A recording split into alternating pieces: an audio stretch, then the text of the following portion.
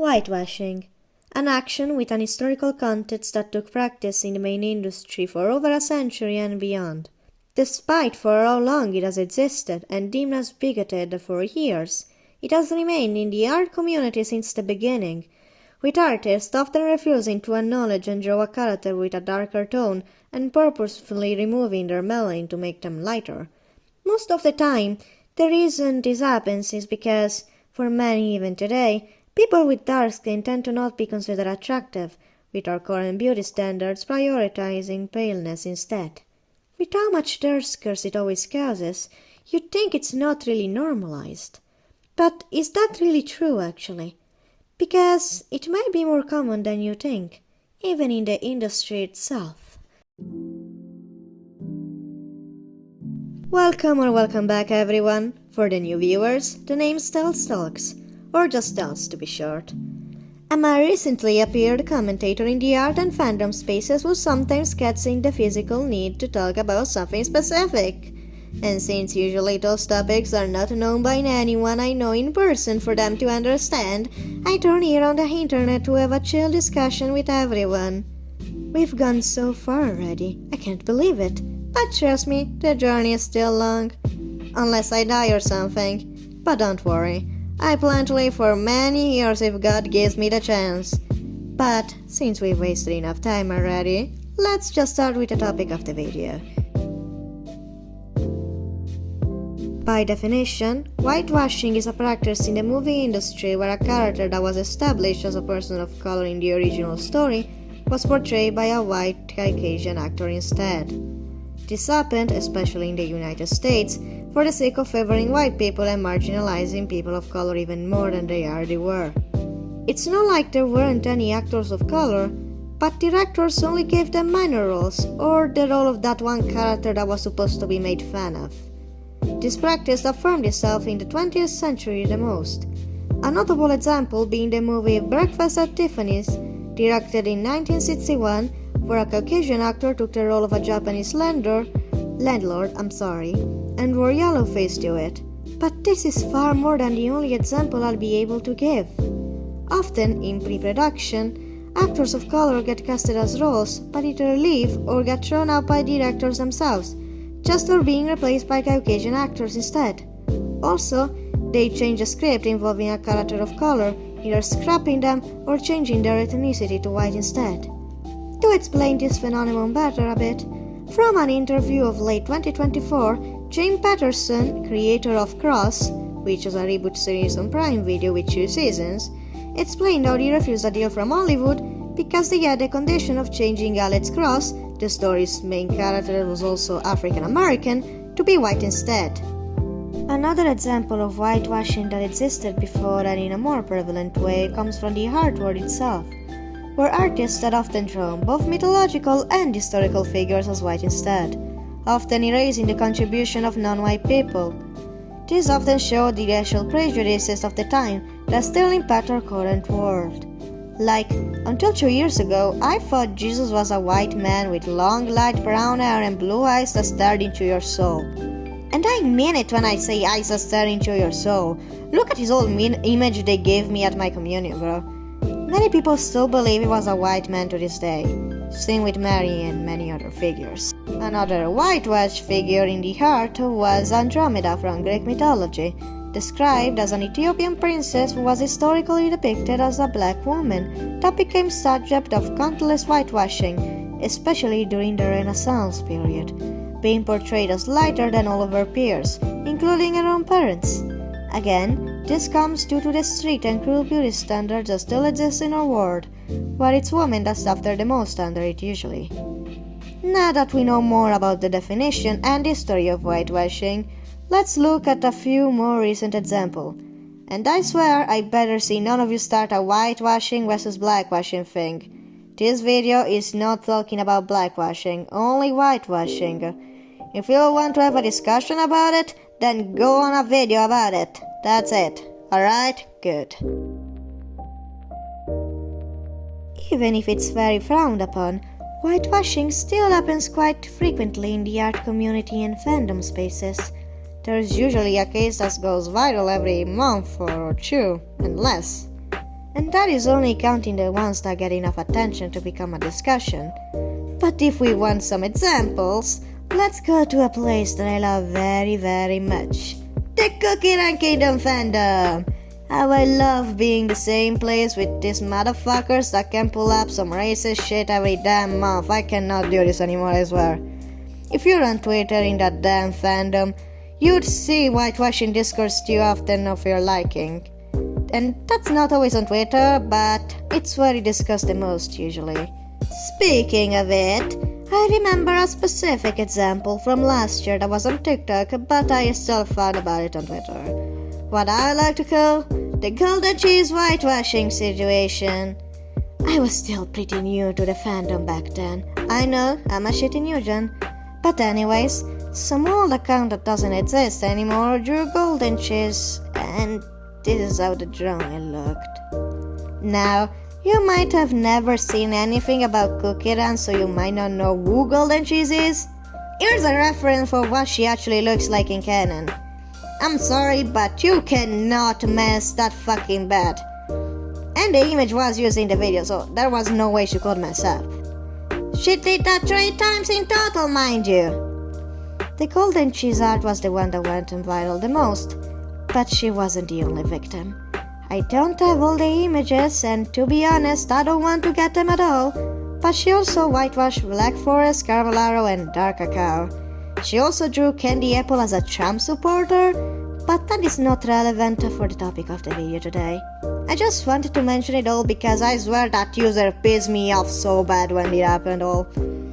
Now, that person was probably rage baiting us all, which, good job I guess, because it did make me rage. But I swear that some people are so fucking serious when they do that. And there are so many people that still defend it no matter how bad it is, for some reason. Look at this TikTok for example. It has some Genshin examples too, but I am stopping at the Kingdom ones. Look at what they did to my mozzarella cookie! That is not my girl! I swear, why did they do that to her? I can't do it anymore! And as I said, some people actually defend this, and their excuse is always, they're just cookies, they are not human, so it's not a big deal. I'm very sorry, but if you think that way, then I'll assume you've never touched the story, not even by accident. The cookies are supposed to represent cultures, human natures, and every aspect of human existence through the form of a cookie. All of them can literally be considered human or humanoid chibis. Hell, Dark Enchantress, the main villain of Act 1 and of the game as of now, mind you, literally became who she is because she couldn't accept the fact that they were just cookies made to be eaten. She even became a fucking witch herself in the last episode. So either you are blind or are willingly being ignorant by excusing whitewashing with such an excuse. And you know the fun thing? That rule only applies to them apparently. Because if someone dares to make a cookie even just a shade darker instead, then they get mad. As I said, I'm not getting into the whitewashing versus blackwashing discourse today, and probably not anytime soon. But for some reason, it's always them or the "it's just fiction so it doesn't matter" people who are the first to throw every slurs in the dictionary at you if you dare to blackwash someone. Don't get fooled by the "we hate whitewashing and blackwashing the same." 95% of them and even more just say people of color. Trust me, I've had the displeasure of seeing these motherfuckers in my timeline too many times. There have been more recent whitewashing situations in the fandom, and just in the art space in general, but I just wanted to bring this up because it left a permanent spot in my mind that I remember almost every month and I cannot get rid of it no matter how much I'd wish to. Please help me in this. Now, the thing is that the art space is not the only place where whitewashing is still prevalent. It is actually still a common practice in the Hollywood industry itself. A very recent discussion surrounding it was with a new movie adaptation of Wuthering Heights. For those who don't know, Wuthering Heights is a romance novel of the 19th century made by Emily Bronte between two characters named Heathcliff and Catherine, which most people know for the Limbus Company game. Now, the new movie adaptation made of made by Emerald Fennell, has been subject of controversies for multiple reasons. One of them being Heathcliff being portrayed by Jacob Elordi, a white Australian man. The reason this casting became a big discussion is because many scholars who studied the book agree that, based on the description of Heathcliff, which described him to be like a dark-skinned Romani, no, I'm not using the other word, that is not white, which would also explain the mistreatment he received throughout the book by other characters, considering the time period it was set in, which was late 1700s and early 1800s. This generated countless whitewashing accusations between fans, some calling it out while others defending it, either saying that it's just an adaptation or not agreeing with the scholars suggesting Heathcliff might be a person of color. Sorry, I've probably butchered so many names in this section. Now, mind you, this video will be out by early March, and among the examples of whitewashing in the movie industry, there's at least another examples from this year alone, making it 2 in around 2 months, which is insane and should not happen actually. Going into the general movie industry, in 2015, BBC confirmed that whitewashing was still prevalent in Hollywood despite the critics and backlash towards it. Another study from 2013 shows how there's a big underrepresentation of non-white directors. In fact, white directors represent 93% of the total number. Something that you might not believe is that many think that the heavily inclusion of mostly if not all white directors, especially if they're famous, is a necessity to get more profits, from the belief that white actors attract more people to watch a movie. You might say, but Disney, and I'll stop you right here. This is a video specifically about the prominent existence of whitewashing in our society. If you want to complain or discuss about Disney or whatever, go on another video because this is not the one made for that. Mind you, these reports are barely over a decade old, and trust me when I say that the situation hasn't changed too much like you might think if you only look at it on a surface level, aka only the videos talking about the Netflix or Disney quote-unquote going woke that never show the full picture of these companies and the industries as a whole. Progress is slow, as fuck I mean, and with the current social and political environment, the progress took 10 steps back at least, unfortunately for every one of us. I don't know how many people realize it, but just because something gets called out by a big number of people, that doesn't automatically mean it's not normalized in the end. There are so many bad things that we call someone out for it, but rare are the times where they actually lose their career and that they do not have a big amount of fans ready to defend them, especially outside the internet opinion. Whitewashing is still prevalent in our industry and society, and at this low pace, I think it will still exist by the time I'll be gone. But that is not a reason to give up easily. If we keep fighting, we will get results for sure, even if they start a little and almost invisible. This has always been the case for every protest and movement. Remember, the chances of doing something significant immediately are low, but if you don't try, then there are none. So never give up just because things don't change overnight. Eventually, we'll reach a new goal, and hopefully, our future generations will live in a better world than ours. That is actually something a priest in my area has always said. Leave the world better than the way you found it. A pretty cool message to give, am I right? I think it works both for believers and non-believers. Well, I think I said what I wanted to say today. I'm sure this video will spark a lot of debate and might attract those people, but that won't scare me into not speaking for what I believe. For anyone who's interested in the points I've made, I will link the articles that I used for the research of this video down in the description.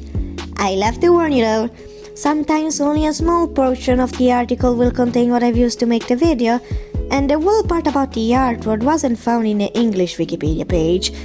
You'll have to switch the language to Italian and a translator to read that one. Well, that is all for today. I would like to have weekly uploads on Tuesdays, but of course though, I'll need to find interesting topics for me and an idea of a drawing first. But Whatever happens, uploads will remain on Tuesdays or on Wednesdays in the case the video is almost done with production but not ready before Tuesday. Well, we can say our goodbyes now. See you soon. Also, I'm sorry for all the stutters, but as I've said in the last video, it genuinely gets tiring to having to repeat the same section of the script like 20 times to try not to stutter once. It's something that I genuinely can't. I apologize for that. I will start writing subtitles so people can understand better what I say in case someone might not, so that I still manage to be inclusive to everyone and that my words can still go through despite everything. Thank you for watching. See you in another video.